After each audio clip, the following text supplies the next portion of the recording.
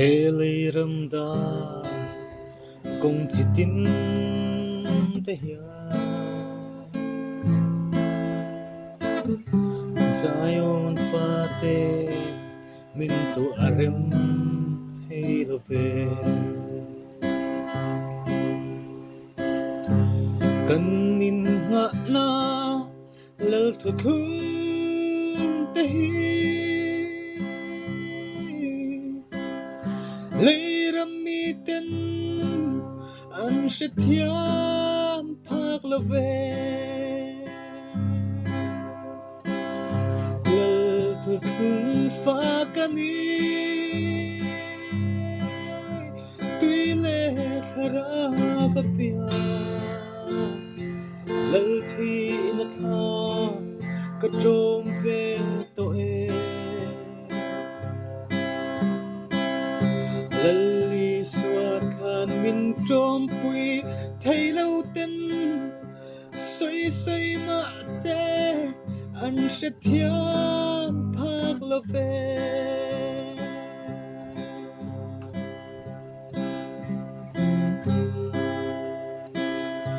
Shinun khawsa nom na tu rangai ten dam chung khawsa nom na tu rangai tu in lal thu phata min soi rem tum ma se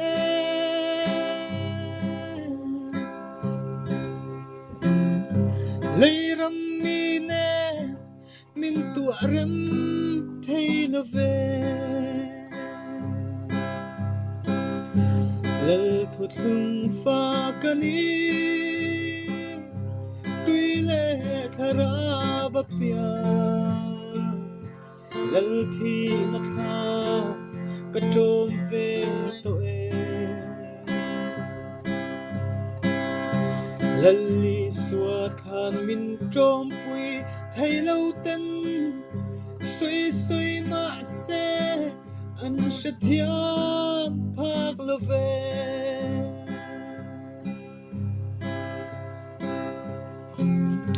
sing cham chungin du ayang kasamin leng zong khirin silung dung ton niya chan dam na kong dang alo om silo mahai lai po chen alo tru le tri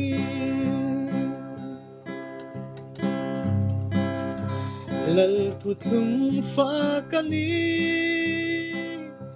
tui le khara papia lal thi na tha ka trom ve to e lalli swat khan min trom pui thei lo ten soi soi ma se an hrethiam phak love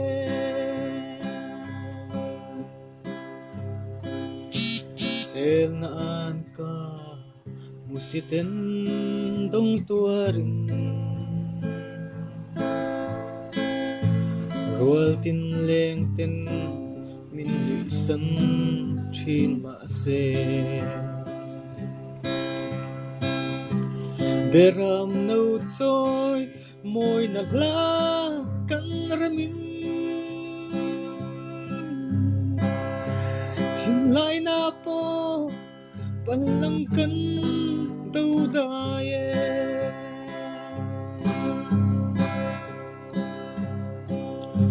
lal thuthlungfa kani tui le thara papia lal thi na tha ka trom ve to e lalli swat khan min trom pui thei lo ten soi soi ma se an hrethiam phak lo ve